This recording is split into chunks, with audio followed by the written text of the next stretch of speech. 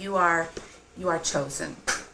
At least at the time we were adopting, it is not like going to some baby supermarket and picking which baby you think is particularly cute. It's you submit quite an elaborate notebook about your family, the parents, how you met, what your home is like, if you have children, what your children are like, what you do.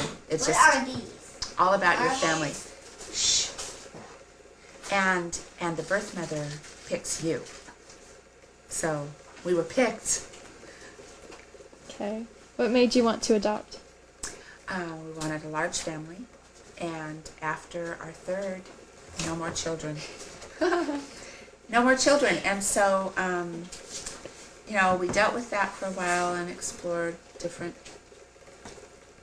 possibilities, and nothing was working out. And we did have a friend who was an adoption counselor and had all along said, well, why don't you do this thing? And we had said, well, and then one day it made perfect sense, and she helped us through the procedures. And how old was Maggie when you adopted her? a little over 2. Okay. What services did you have to go through?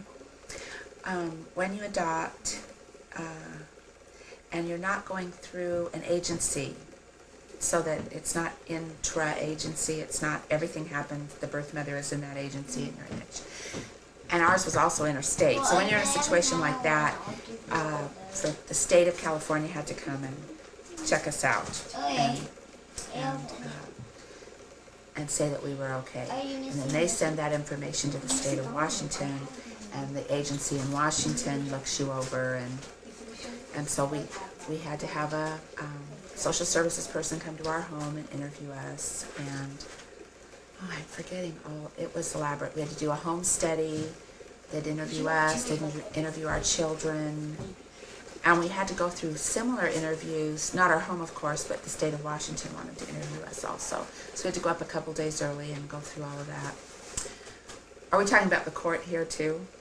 Sure. You also, when the day actually comes, you are interviewed by a judge, and he kind of decides, I don't know, whether or not you're okay to adopt a child. It's kind of weird. I've said this before, I'm glad we had 3. I'm glad we were already parents. It's quite intimidating, and I really admire young couples who cannot go in and say, gee, I'm already a parent. I mean, we could say, we're good parents. This is what we do. We do piano lessons, we do school, we do, dance lessons. We're good parents. They don't know whether or not they're good parents, and they have to somehow convince people that they will be good parents, which when your child is biological, you don't have to convince anybody. You just have a baby. It's kind of intimidating and different, way different from the way a biological child comes to your family. Did anyone in your family disagree with your decision to adopt? That is an excellent question. No. No one else had adopted, so it was different. And I could tell when different family members were about to meet her, they would look, curious or kind of skeptical even, like, and I do remember it was... I need a color now. It was like... It was always meant to be, and like my dad was the most interesting one. I think he was skeptical, like, why are they adopting? But when he met Maggie, he said the feeling was, oh, there she is again. So his feeling was that he had met her before somehow, that she was already part of it's part of the family. So your children think about the new addition to your family? The kids were cute. The man came to do the home study and asked, they just want to get your kids talking. I don't think the questions make that much sense. But one question he asked was, how many children are in your family? And at that time we had 3, but Richard's answer was 4.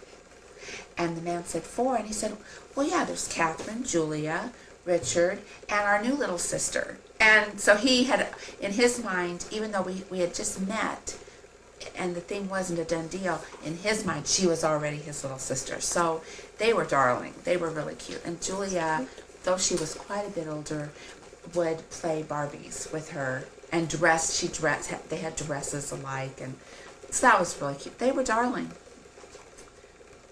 Okay, what made you decide on a boy or a girl? Oh, see that you don't. It's the same as my response to that other question. It's not like going to a supermarket and picking a brand of cereal. It's in almost all. I think sometimes you can.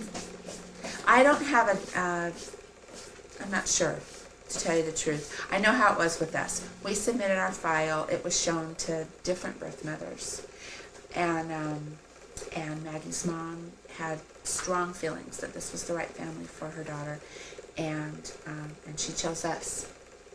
I suppose you could indicate a preference, but I think most couples would be reticent to do that because it would limit by half your opportunities for adoption. And I think most people, it's the same as when you conceive a child biologically. You don't have a choice there either. You're just inviting a new child into your home. And I mean, some people want a girl or a boy, they think, but once a child is in your home, you just love them. It doesn't matter if they're a boy or girl, so much as that you have a child. It's part of your family, so we didn't choose. And I like girl things, so I'm glad she was a girl.